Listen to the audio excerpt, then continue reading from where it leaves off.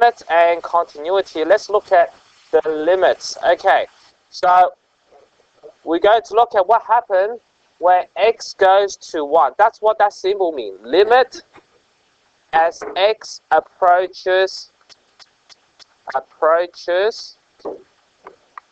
1. Okay? Well, let's substitute as x approach 1 instead of 0.9. What would the answer be if you add 3 to 0.9? 3.9. What is 3 plus 0.99? The table of values, right? So 0.99 plus 3, 3.99. 0.999 plus 3, 3.999. So as x approaches 1, what does it approach? What does this x plus 3 approach? 4. Pretty easy. So what's a faster way? Well, just cut down the bushes and we just have substitute the number in. What's it called? Beating around the bush. So let's not be around the bush. Just put substitute 1 plus 3 equal to 4. Actually, that's a wrong way to write. Sorry. X plus 3, that equals to, so when you see the limit symbol, just substitute 1 into x, get 4. So just another way to make things a bit complicated. But there is a meaning why we do this.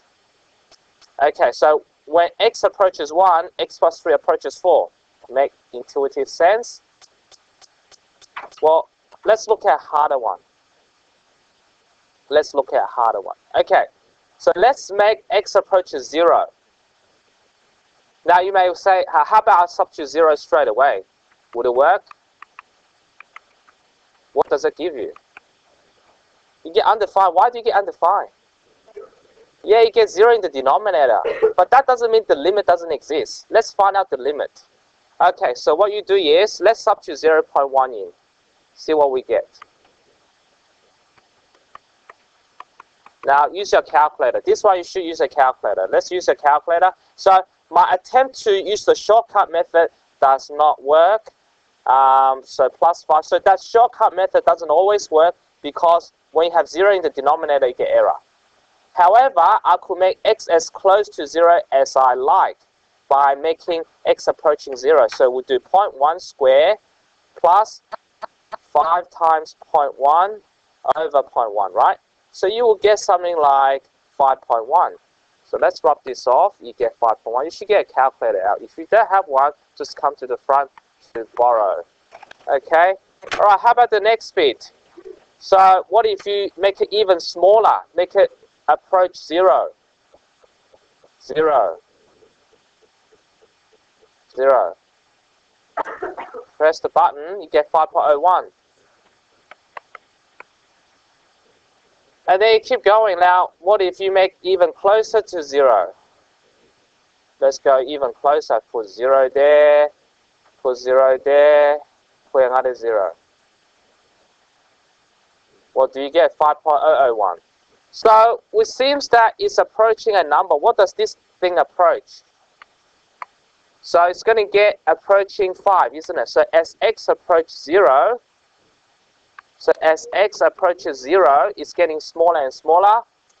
What does this thing approach? Approaching 5. Yeah?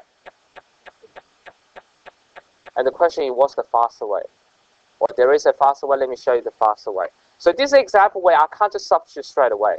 You can substitute straight away where there's nothing in the denominator, but if there's something in the denominator, and if it's equal to 0, you can't substitute. So what you're going to do is this. You have to use some algebra. So write the limit as x approaches 0, x squared plus 5x over x. Like that. So write this question down. And you write limit again as x approaches 0. But we're going to factorize the x out. Factorize, see there's a common factor of x. Now what do I do with it? What should I do?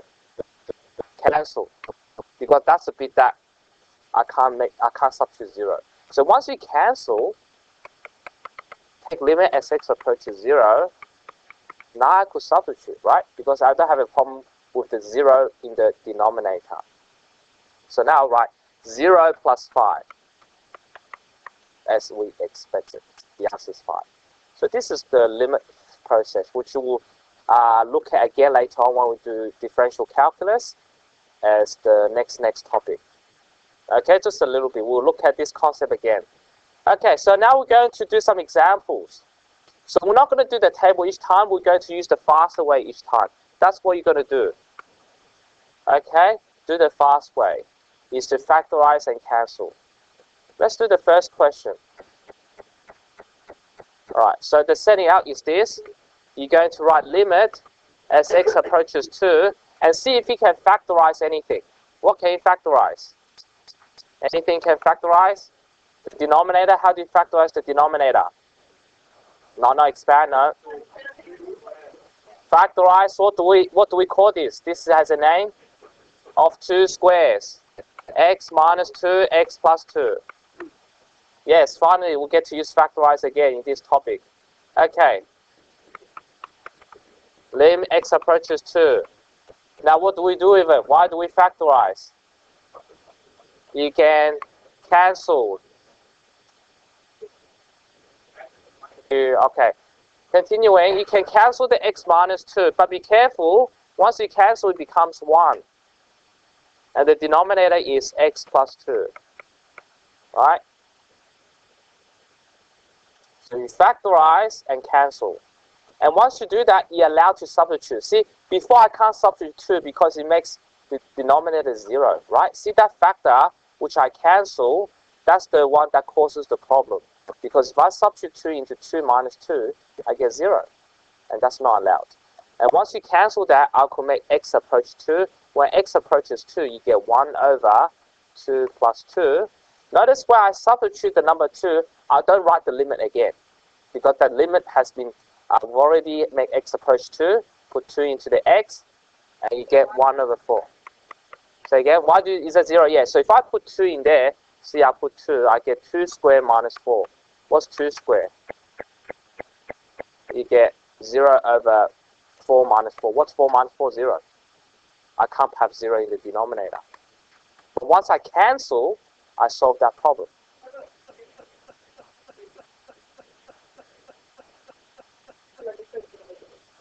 X approaches 2. Now, the limit doesn't have to approach 0. You can approach 3.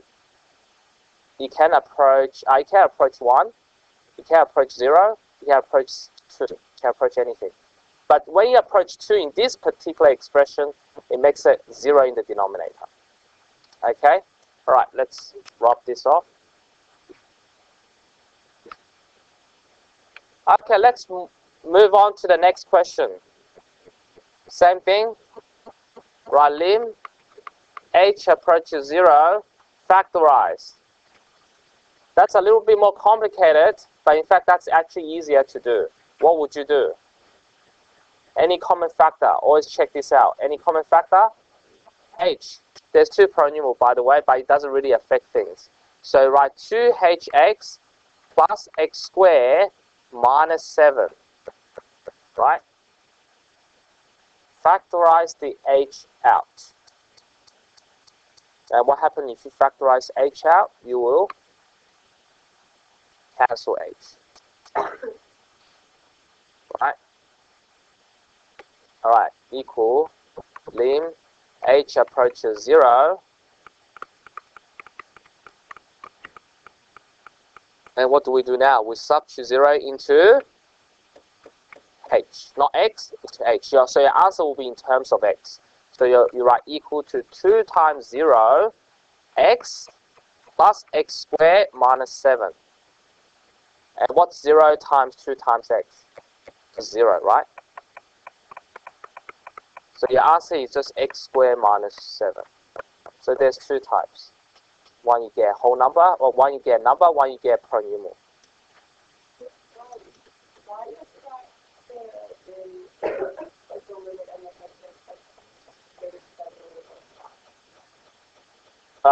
Because I haven't substituted 0 in yet. So before I substitute 0, I have to write limit h approaches 0.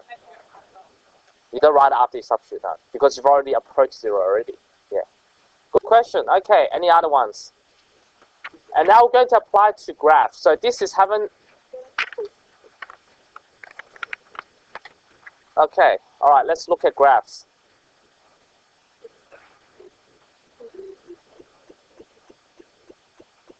All right. Okay, let's move on. All got it? 1, 2, 3, gonna move.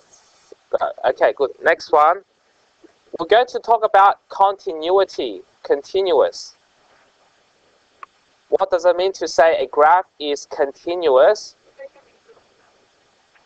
Yeah, so if I go like this, that's like a continuous graph, right? You can't take your pen off the page and complete it, right? But how about the other one? The well-known hyperbola, is that continuous? Because I have to lift my pen and then continue at the bottom. That's like discontinuous, isn't it? And we've seen one already in hyperbola, right? So write y equal to 1 over x hyperbola. And there's many other graphs that is not continuous. We're going to study those. We're going to study some graphs that are discontinuous. They are not that are not connected. So this is a connected graph. Of course, there's other well-known ones that you know, like the parabola. That's continuous. But this is not continuous. Is this continuous at x equal to 0? Yes.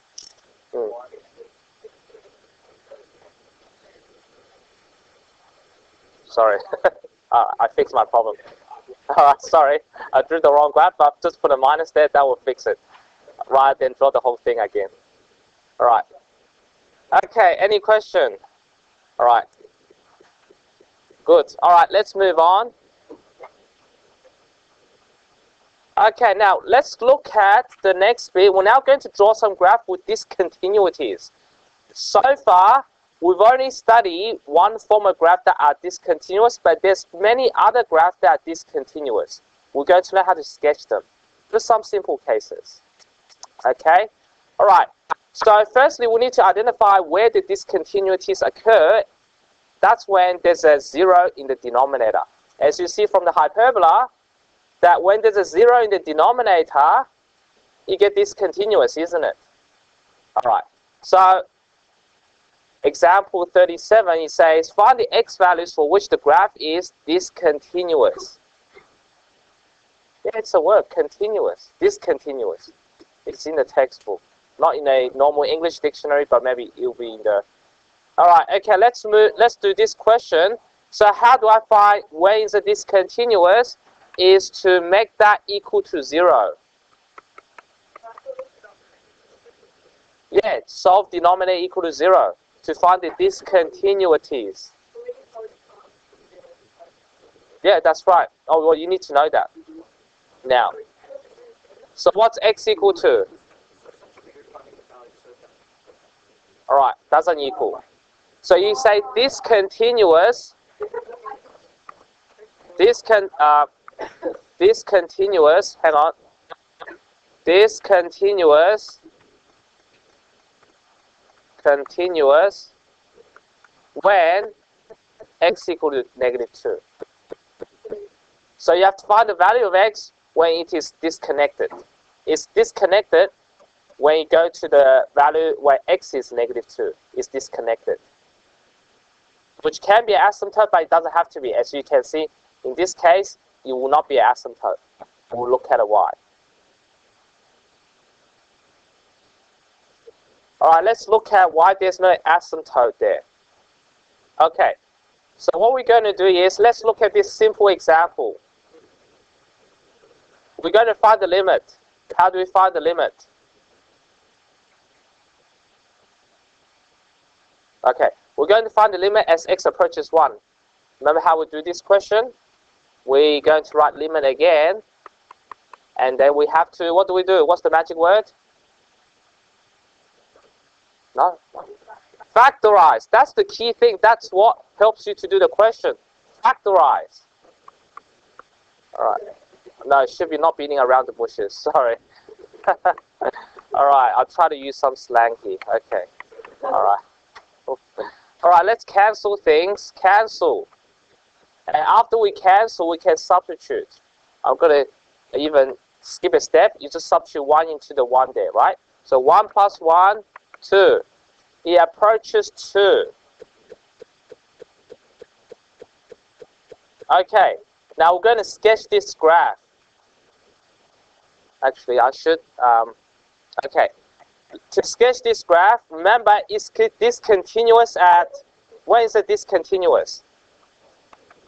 Yeah, discontinuous when x minus 1 equal to 0 or x equal to 1.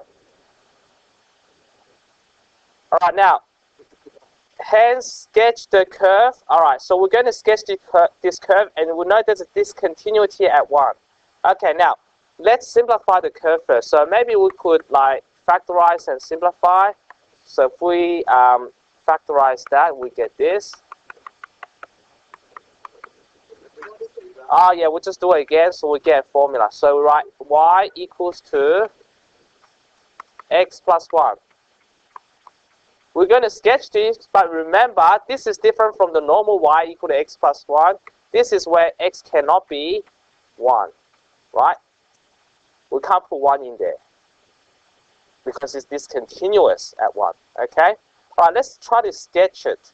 Remember how to sketch this? What type of graph is this? Is that a curve? No. Circle. No. What did you say? Straight line. How do I sketch a straight line? Yep, that's one way. Or you can find the x and y intercept. Let's find x and y intercept. Okay. Let's find x-intercept. Y-intercept. What's the y-intercept? That's where x is 0, y equal to 1. So let's put a dot on the graph. 1. Y-intercept is 1. Okay, what's the x-intercept? How do we find x-intercept? That's when y is 0. And how do you solve this? What's x equal to when y is 0? Minus 1. Plot that on the graph.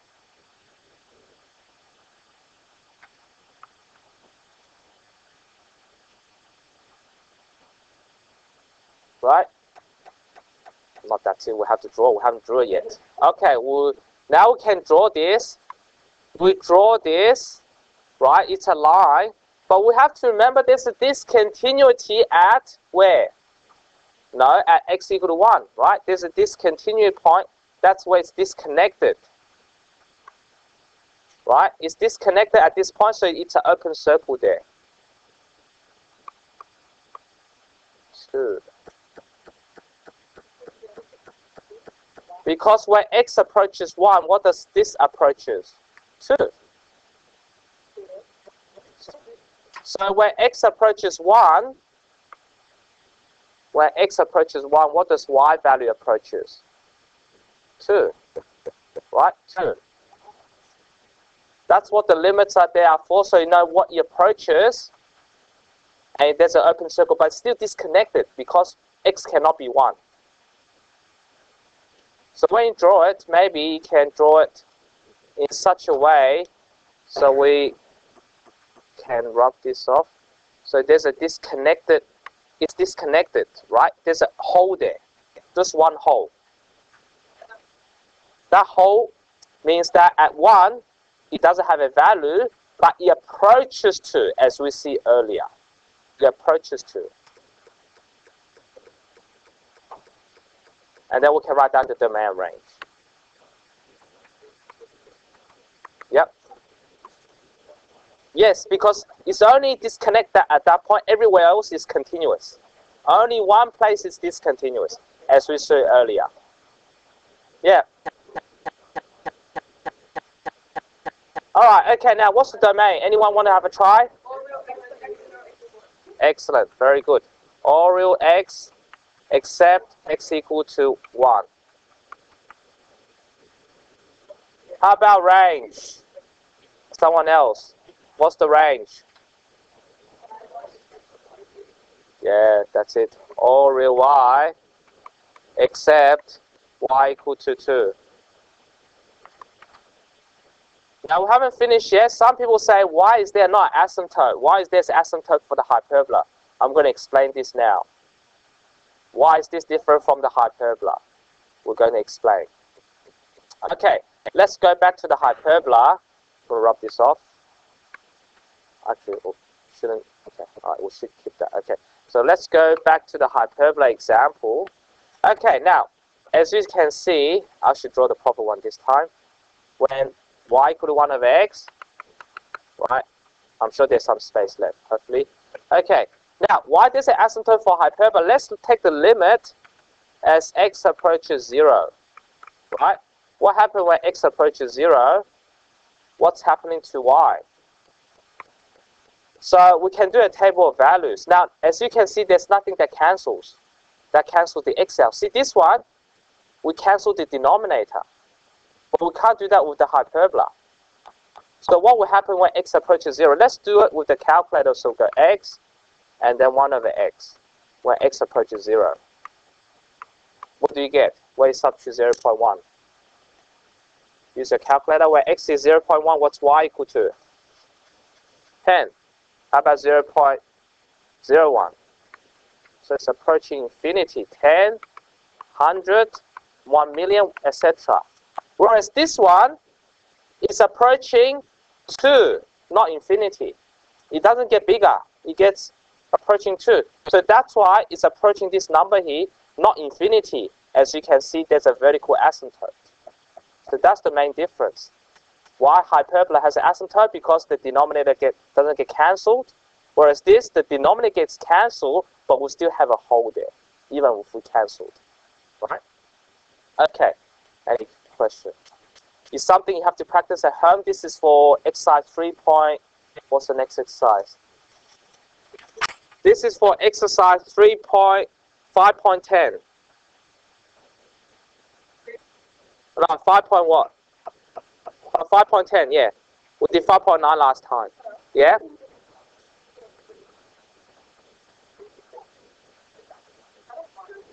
One, yeah. Approaching 1, approaching 2.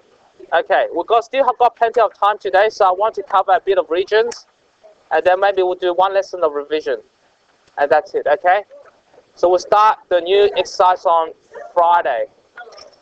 All right, next page, please. We still got time. Next page. Regions. That's it. Regions, the last one.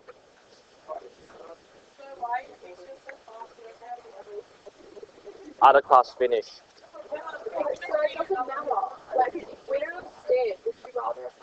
Well, you will understand. You will. You just have to do the homework. You do homework. All right. So, any more question here? Any more question here? You don't understand anything. You can't do it. Of course, that's new stuff. That's why you do homework, so you get better. Continue. All right, let's look at regions, something you learned last year as well, so we continue. All right. Okay, let's do a table of values.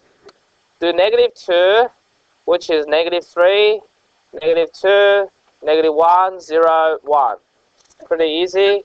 We plot the graph where x is, so we plot these points, right?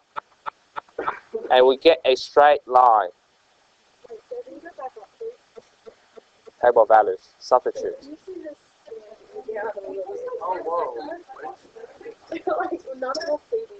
All right, sorry.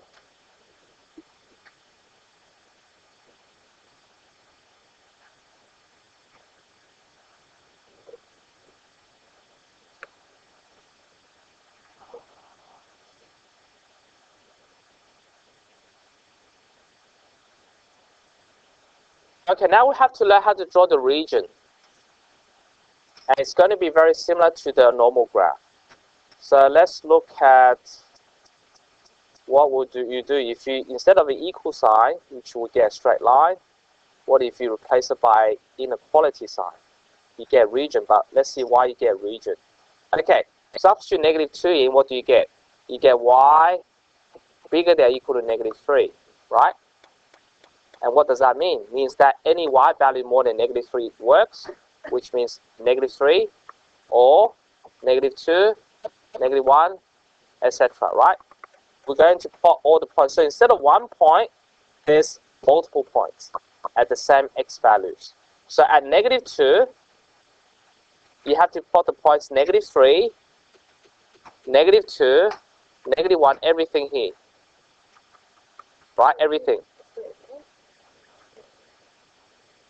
Because all the y value corresponding to -3 has to be plotted.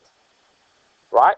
So when x is -2, y can be -3, y could be -2, y could be -1, because all of these are greater than -3, right? So you plot all the points. How about the next one? What if you substitute -1 in? You get y bigger than -2, right? What could y be? What's the y value that is bigger than -2? -2, -1, 0, etc. So if you plot these points, what do you get? You get another straight line, right? You get lots of points. So what are we doing by this? We're going to draw this. What does it mean when y is bigger than x minus 1? Right? Okay, let's substitute 0 in. Y is bigger than or equal to -1. -1, 0, 1, 2.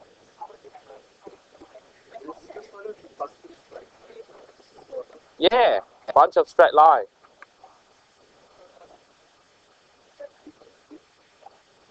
And we can keep going. Put 0, 1 in, you get 0. Any numbers above 0. And finally, actually 0, 1, 2, 3. This is 1, 2, 3, 4. Right, so you get a lot of points. But you will find all these points are above this line. So basically, when you have it bigger than, you have all the points above this straight line. Right? That's what region means. When it's greater than, you shade above the straight line. Or shade above the graph. So that's how we know it's above. So do we only shade the bit where the crosses are, or the whole section? Everything, because I only substitute 2. I could substitute 3. I still get lots of points, right? So that just tells you that every x value, there's multiple y values. And these y values are above these straight lines. Yep. Okay. Yep. You do a dotted line because you don't include these points on the line. Yeah. You should stay the shape. Okay, let's summarize this in a minute. All right, shade it. I'll give you a minute to catch up, then we'll move on. Drawing line up to the brain and Dotted line, yep.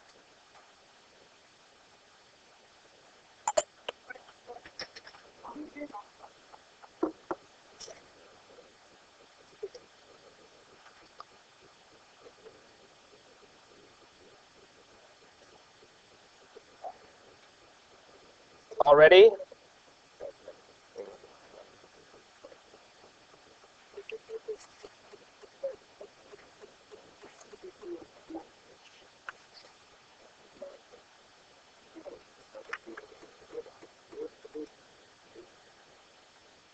All right, good. All got it? Move on. Okay, let's move on. So how do I graph this graph without the equal to? We'll shade the region above the line. Say the region above the line. And similarly, to graph this region y less than, we'll shade below the line. Okay, below the graph. So when it's less than, we shade below. When it's greater than, we'll shade above. And we'll use a broken line or a dotted line or a broken line when we shade when it's greater than or less than, like dotted. And then we'll use a solid line when it is equal to. All right, so we have it all summarized. Okay, done. Then we'll do another graph, another region, and then we'll draw more regions. Okay, so let's sketch this one.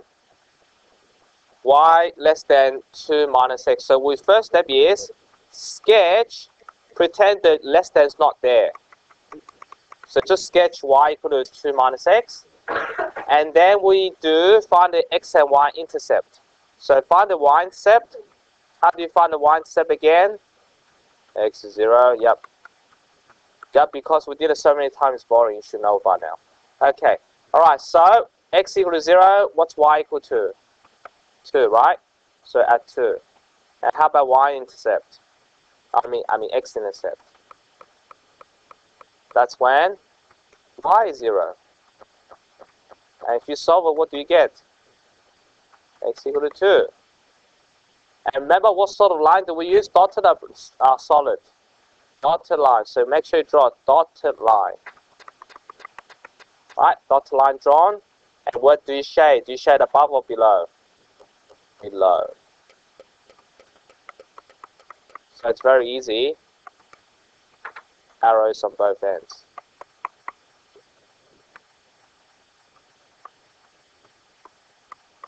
Okay, done. Any questions? So it's very straightforward. And we've got some more examples at the back, which we'll finish. And then you can do the homework today.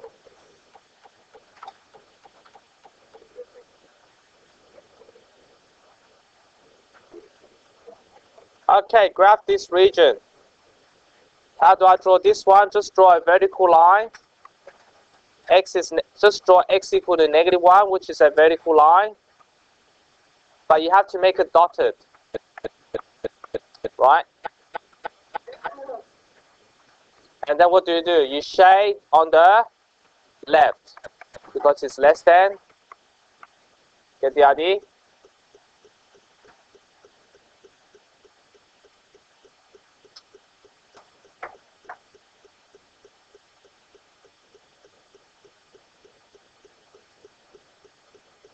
Alright, good. How about the next one? Do you remember what this graph looked like? It is called a exponential. What does exponential look like? Crosses at 1. And substitute another point when x is 1, what's y equal to? 3. Yes? And you draw a solid line with an asymptote y equal to 0.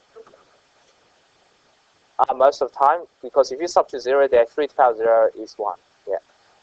But that doesn't mean all exponential can cross 1. If you change it a little bit, if you transform it, if you shift it to the left or right, or up or down, you will not cross that 1. Okay, now where do you shade? Above or below? Well done. That's easy.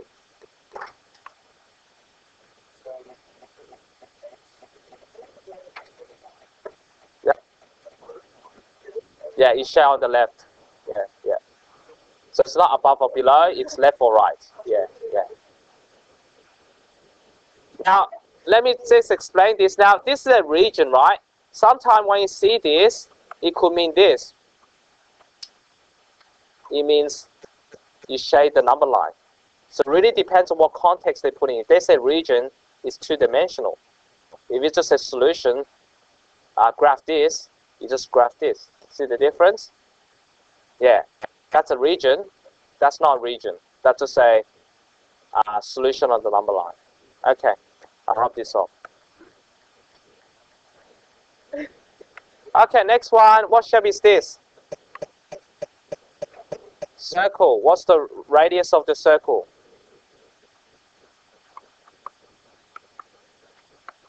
Alright, so we'll draw a circle. Now the question is, there's no above or below. We have what we say inside and outside the circle. So when you see that, you can interpret that as the radius is more than 2, right? Because the radius is 2. The region you shade is radius more than 2. If the radius more than 2, what do you shade? Outside. So when it's bigger than the radius, you shade outside the circle. Very dark, okay, good. And of course, when it's less than, you shade inside with a dotted line.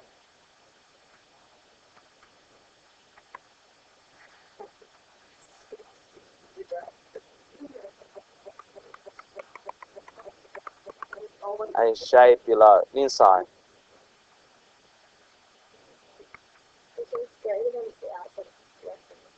Correct.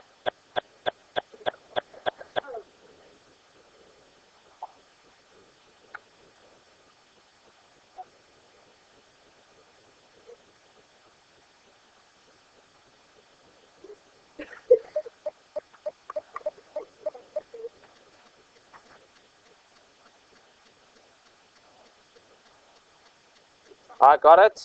Okay. Next one.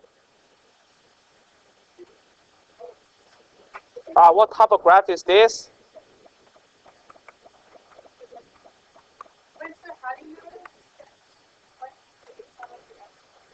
When it's less than means the radius less than 3 is shaped inside, right? Or the circle that's radius less than 3 inside. Or the radius more than 3 is shaped outside. Yep. Okay. All right. What graph is the next one? Yep. Yep. Dotted line. See, dotted. Dotted. Okay. Got it. All right. We got a couple more. Maybe I'll leave that tomorrow. Oh yeah. And I'll leave the other one tomorrow. But 1, 2, 3. Yeah, we'll do 3 pages tomorrow. 1, 2, 3, 4 pages. So we'll just go up to 34 today, which is okay. Like we did 4 pages today, or 4 page next lesson. Okay, we'll just do a couple more, and that's it. Okay. What do we do here? What do we do? Okay, you have to find x and y intercept. Let's find x-intercept. What's the x-intercept? Y 0. You don't have to rearrange. Okay, yet. Put 0 into y. What do you get for x? 55, right? And also find the y-intercept. X is 0. For x is 0, we get negative 5, y equal to 15, y equal to negative 3. Okay, we got that. So find x and y intercept, and you should be able to identify this is a straight line. What sort of line do we draw? A dotted line. Yes? Dotted line. And the question is, where do we shade? But be careful. It may not be above. Okay, let's see why it's not above. Let's make y the subject. You can only shade above or below when y is the subject. So see, y is not the subject. So let's make y the subject. And then you find out whether you shade above or below.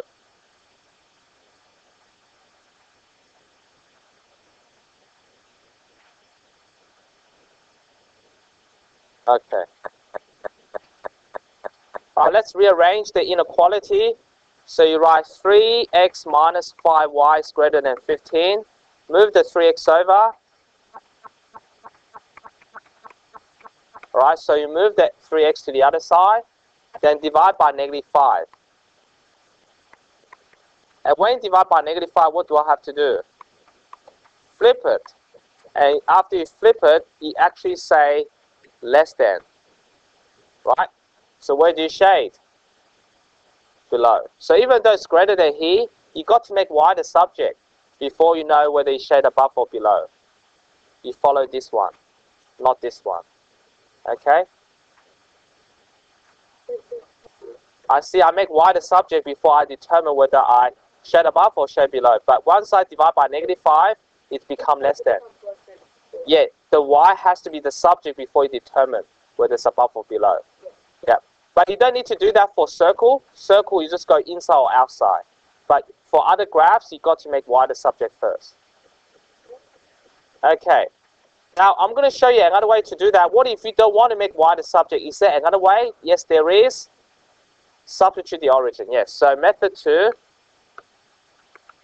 substitute 0, 0.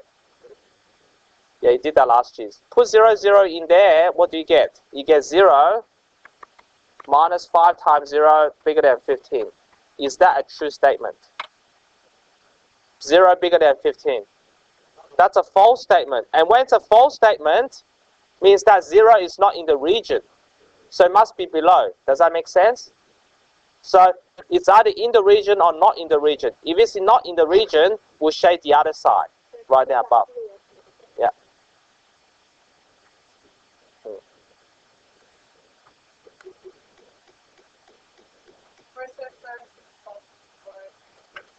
Now, if it's false, means I don't shade this part, right? Yeah, you don't shade the part that's false. So you shade the one that makes it true. Yes? Okay. So you only shade the part that's true, not false. So if it's false, you avoid it. You shade the other part. Because there's only two parts, either above or below. There's only two choices. So if I can't make this choice, I make the other choice. And you pick another point like 1, 0 or 0, 1. Yeah, good question. So if you pass through the origin, then origin will not be a good point to choose, so choose something else, like some other places. Yeah. Okay, we've got 3 more examples. And then we're done. Okay, next one, parabola. Do we shade above or below? Below.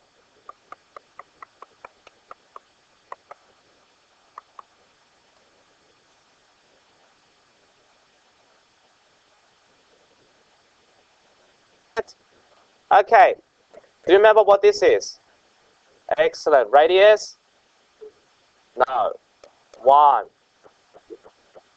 It's a dotted line.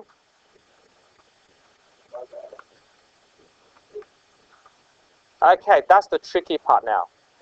That's the tricky part.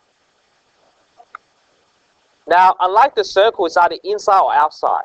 But in this case, when y is the subject, it's above or below. So in this case, clearly says below, right? We'll shade below. You're going to shade below, but in fact, we'll shade all the way below, right? Because it's below. It doesn't stop at the x-axis. Just keep going down, right? Now, we've got to be careful here that you have to, but it stops there. It stops there. We'll shade everything below. But we can't shade anything here. Because that's not really below, isn't it? It's outside of it. Outside the domain. So you can't shade anything outside of the domain. Yeah. How about the other one? Same thing. Above.